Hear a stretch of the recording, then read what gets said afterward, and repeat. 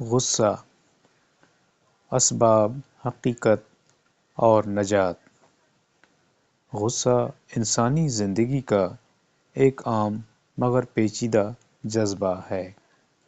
اکثر لوگ غصے کو چیخ و پکار یا شدت جذبات سے جوڑتے ہیں، حالانکہ حقیقت میں غصہ ہمیشہ نمایاں انداز میں ظاہر نہیں ہوتا۔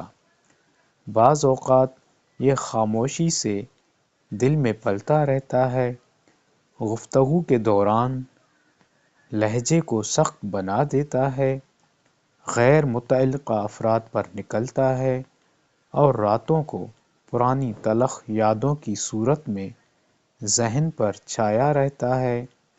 انسان اس بوجھ کو اٹھاتے اٹھاتے تھک جاتا ہے، مگر اسے اتارنے کا طریقہ نہیں جانتا۔ غصہ کوئی فطری عادت یا شخصیت کی خامی نہیں، بلکہ ایک ذہنی رد عمل ہے۔ انسان اس وقت غصے میں آتا ہے جب اس کا ذہن کسی صورتحال کو ناانصافی، خطرہ یا بے عزتی کے طور پر دیکھتا ہے۔ اگر اس سوچ کو بدلا جائے تو جذبات خود بخود بدل جاتے ہیں۔ اس طرح غصے کے خاتمے کے لیے زور زبردستی یا دباؤ کی نہیں، بلکہ سوچ کی اصلاح کی ضرورت ہوتی ہے۔ غصے کی سب سے بڑی وجہ غیر حقیقی توقعات ہیں۔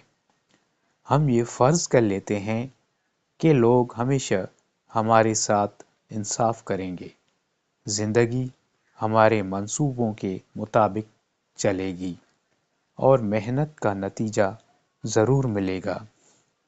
جب حقیقت ان توقعات کے خلاف جاتی ہے تو غصہ جنم لیتا ہے۔ ان پوشیدہ توقعات کو چھوڑ دینا کمزوری نہیں، بلکہ ذہنی آزادی کی علامت ہے۔ اسی طرح غصے کے پیچھے کنٹرول کی خواہش بھی ایک اہم عنصر ہے۔ انسان جب یہ محسوس کرتا ہے کہ وہ لوگوں، حالات یا نتائج کو قابو میں نہیں رکھ سکتا تو اس کی بے بسی غصے میں بدل جاتی ہے۔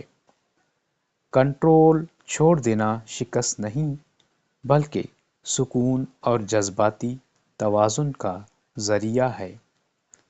غصہ اس وقت بڑھتا ہے جب ہم ہر بات کو اپنی ذات سے جوڑ لیتے ہیں۔ کسی کی تاخیر کو بے عزتی سمجھ لینا یا کسی غلطی کو ذاتی حملہ مان لینا دراصل ہمارے اپنی ذہنی انداز کی عکاسی ہے۔ جب انسان ہر عمل کو ذاتی لینا چھوڑ دیتا ہے تو غصہ خود بخود کم ہونے لگتا ہے۔ سکون کوئی ایسی چیز نہیں جس کی مسلسل مشق کی جائے، بلکہ یہ وہ کیفیت ہے جو غلط خیالات کے ختم ہونے کے بعد خود ظاہر ہو جاتی ہے۔ غصے کو دبانے کے بجائے اگر اس کی جڑوں کو ختم کر دیا جائے تو اسے سنبھالنے کی ضرورت ہی باقی نہیں رہتی۔ غصہ چھوڑ دینے کا مطلب یہ نہیں کہ غلط رویے کو درست مان لیا جائے۔ انسان غصے کے بغیر بھی اپنی حدود قائم کر سکتا ہے، خود کو محفوظ رکھ سکتا ہے اور غلط حالات سے دور جا سکتا ہے۔ اس طرح سکون اور طاقت ایک ساتھ ممکن ہے۔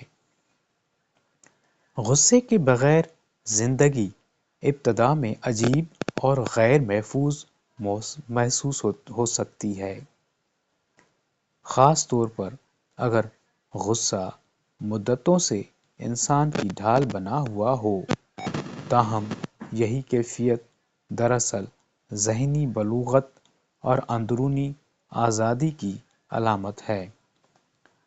غصہ کسی جدوجہد کا تقاضا نہیں کرتا، بلکہ یہ غلط سوچ کا نتیجہ ہے۔ جب انسان اپنی ذہنی غلط فہمیوں کو پہچان کر دور کر لیتا ہے تو سکون خود بخود اس کی زندگی کا حصہ بن جاتا ہے۔